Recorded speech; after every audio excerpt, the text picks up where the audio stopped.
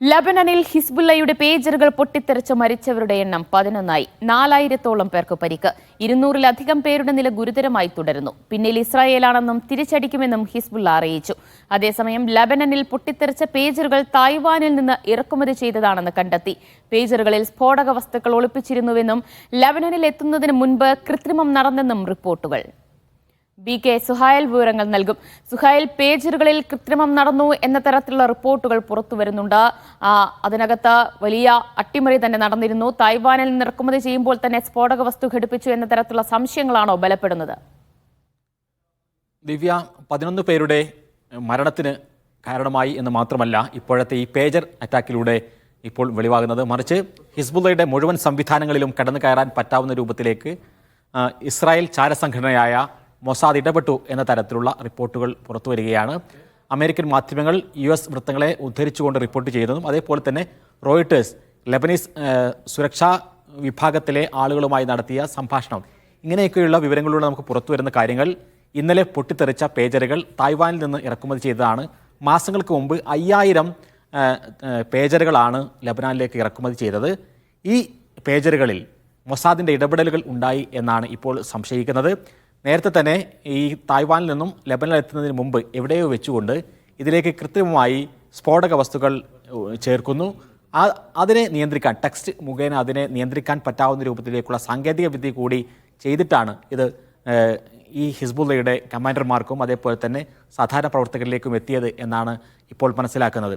കഴിഞ്ഞ ഫെബ്രുവരി മാസത്തോടു കൂടി എല്ലാ ആളുകളും ഈ ആക്രമണത്തിൻ്റെ പശ്ചാത്തലത്തിൽ മൊബൈൽ ഫോൺ ഉപയോഗിക്കുന്നത് ഒഴിവാക്കണം എന്ന് ഹിസ്ബുള്ളയുടെ മേധാവി ഹസൻ നസ്രുള്ള പറഞ്ഞിരുന്നു.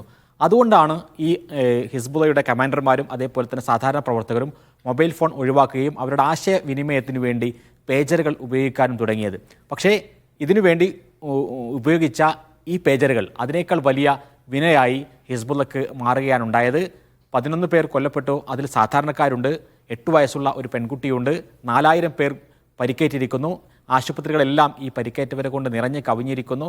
400ഓളം പേർക്ക് ഗുരുതരമായി പരിക്കേറ്റു എന്നാണ് നമ്മൾ മനസ്സിലാക്കുന്നത്. കഴിഞ്ഞ മാസങ്ങളിൽ ഫുആദ് ശുക്ർ എന്ന് പറയുന്ന പ്രധാനപ്പെട്ട ഹിസ്ബുള്ളയുടെ മേധാവിയെ ഇസ്രായേൽ വധിച്ചിരുന്നു. ഇറാനിൽ വെച്ചുകൊണ്ട് ഇസ്മായിൽ ഹനിയെ, ഹമാസിൻ്റെ മേധാവിയെയും ഇസ്രായേൽ വധിച്ചിരുന്നു. അപ്പോൾ ഇറാനുമായി ചുറ്റിപ്പറ്റി നിൽക്കുന്ന പ്രോക്സി സംഘടനകളുടെയും ഉള്ളിലേക്ക് നുഴഞ്ഞു കയറാൻ മൊസാദിന് സാധിച്ചിരിക്കുന്നു എന്നുള്ളത് തന്നെയാണ് ഈ ഒരു ആക്രമണങ്ങളും അതേപോലെ തന്നെ കൊലപാതകങ്ങളും എല്ലാം തെളിയിക്കുന്നത്. ഒക്ടോബർ 7-ന് ഹമാസുമായി ഇസ്രായേൽ യുദ്ധം ആരംഭിച്ച അതേ ഘട്ടത്തിൽ തന്നെ മറുഭാഗത്ത് ഈ പ്രോക്സി സംഘടനകളുമായിട്ടുള്ള യുദ്ധവും ഉണ്ടായിരുന്നു. അതിലേറ്റവും സുപ്രധാനമായ മുന്നണി പോരാളികളായി ഉണ്ടായിരുന്നത് ഹിസ്ബുള്ളയായിരുന്നു. പക്ഷേ ആ ഹിസ്ബുള്ള ഏറ്റവും കൂടുതൽ ഇസ്രായേലിന് തിരിച്ചടി ഉണ്ടാക്കുകയും ലബനാൻ അതിർത്തിയിൽ നിന്ന് ലക്ഷക്കണക്കിന് ആളുകൾ കുടിയൊഴിഞ്ഞ് പോകേണ്ടി വരികയും ഒക്കെ ചെയ്തിട്ടുള്ള ആ ഹിസ്ബുള്ളയുടെ വേരറക്കാൻ വളരെ കൃത്യമായ ആസൂത്രണത്തോടു കൂടി ചില ഓപ്പറേഷൻസ് മൊസാദ് നടത്തി എന്നുള്ളത് തന്നെയാണ് ഇതിൽ നിന്ന് നമുക്ക് മനസ്സിലാക്കാൻ സാധിക്കുന്നത്. ഇനി ഏറ്റവും സുപ്രധാനമായ ചോദ്യം, ഇതിന് ഹിസ്ബുള്ള ഏതെങ്കിലും തരത്തിലുള്ള തിരിച്ചടി നൽകുമോ എന്നുള്ളതാണ്. ഫുആദ് ശുക്റിൻ്റെ കൊലപാതകത്തിന് ശേഷം വലിയ ഒരു ആക്രമണത്തിലേക്ക്, ഒരു എസ്കലേഷനിലേക്ക് കാര്യങ്ങൾ പോകുന്നു എന്ന ഒരു റിപ്പോർട്ടുണ്ടായിരുന്നു. പക്ഷേ ആ ഘട്ടത്തിൽ അമേരിക്ക ഇടപെട്ടുകൊണ്ട് സമാധാന ചർച്ചകൾ അല്ലെങ്കിൽ വെടിനിർത്തൽ കരാർ ചർച്ചകൾ എന്ന പേരിൽ പലതരത്തിലുള്ള ചർച്ചകൾ മറുഭാഗത്ത് നടന്നു. പക്ഷേ ആ ചർച്ചകളെല്ലാം നടക്കുമ്പോഴും മറുഭാഗത്ത് ഇസ്രായേൽ അവരുടെ ആക്രമണത്തിൻ്റെ കുന്തമുന പല ഭാഗങ്ങളിലേക്ക് തൊടുത്തുവിടുകയായിരുന്നു എന്നാണ് നമുക്ക് മനസ്സിലാക്കാൻ സാധിക്കുന്നത്. ഇസ്രായേലിന് വളരെ സാവധാനം അല്ലെങ്കിൽ വളരെ ആസൂത്രിതമായി കാര്യങ്ങൾ ചെയ്യാനുള്ള സാവകാശങ്ങൾ ഒരു ഭാഗത്ത് ലഭിക്കുന്നു. മറുഭാഗത്ത് ഈ വലിയ യുദ്ധത്തിലേക്ക് പോവുകയായിരുന്ന ശക്തികളെ പിടിച്ചു നിർത്തുന്ന തരത്തിലുള്ള തന്ത്രമാണോ ഇസ്രായേലും അമേരിക്കയും ഒന്നായി ചേർന്ന് ചെയ്തു കൂട്ടിയത് എന്നതടക്കമുള്ള സംശയങ്ങൾ ഇപ്പോൾ ഉയർന്നു വരികയാണ്. എന്തായാലും സ്ഫോടനം ഉണ്ടാകുമെന്ന് തന്നെയാണ് ഹിസ്ബുള്ള മറുപടി നൽകുന്നത്.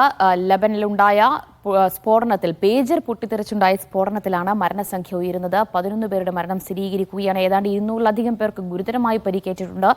4000-ഓളം പേർക്കാണ് പരിക്കേറ്റത്. വിവരങ്ങളാണ് BK സുഹൈൽ നൽകിയത്.